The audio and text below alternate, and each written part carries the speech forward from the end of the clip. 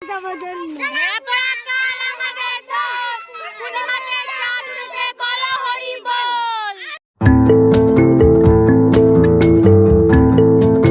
সাথে আনন্দ ভাগ করে নিতে আমার খুব ভালো লাগে, তাই এবছরেও আমাদের উঠোনে হয়েছিল ন্যাড়া পোড়া। বাচ্চারা সকালে শুকনো পাতা জোগাড় করে বুড়ি সাজিয়ে রেখেছিল।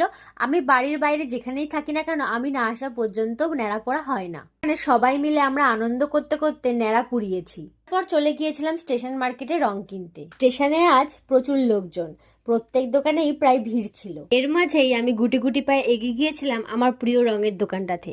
এই কাকুর কাছ থেকে আমি প্রত্যেক বছর রং কিনি। আমি 5টা কালারের আবির নিয়েছিলাম, লাল, নীল, হলুদ, বেগুনি আর তুতে কালার। সাথে নিয়েছিলাম 2টো পিচকারি আর 1 প্যাকেট বেলুন। প্রত্যেকটা আবির এত সুন্দর ছিল, মনে হচ্ছিল হাতে তুলে এক্ষুনি মেখে নিই। আমার আবির খেলতেই বেশি ভালো লাগে, আর এই যে পাকা রঙগুলো আছে এইগুলো দেওয়া আমি একদম পছন্দ করি না। আর কারা কারা পছন্দ করো না অবশ্যই কমেন্ট বক্সে জানিও। রং কিনতে কিনতে আমার মুখোশগুলোর দিকে চোখ পড়ে, আর এই রং খেলার সময় মুখোশ পরে খেলাটা অনেকটা সেফ, তাহলে গালে রং লাগে কম। এখানে আরো অনেক রং আছে যে রংগুলো হাতে জল দিয়ে গুললে গোলাপি কালো রং হয়ে যায়।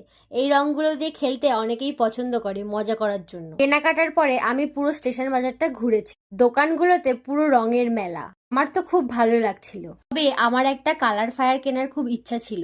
আমি অনেক দোকানেই ঘুরেছি কিন্তু কোনো দোকানেই পাচ্ছিলাম না বলে লাস্টে একটা দোকানে গেলাম, সেই দোকানেই পেলাম। এখানে অনেকগুলোই কালার ফায়ার আমাকে দেখিয়েছে, যার মধ্যে থেকে 1 প্যাকেট আমি নিয়েছি। এই দোকানের কালেকশনগুলো খুব ভালো ছিল। আমার কেনাকাটা তো কমপ্লিট।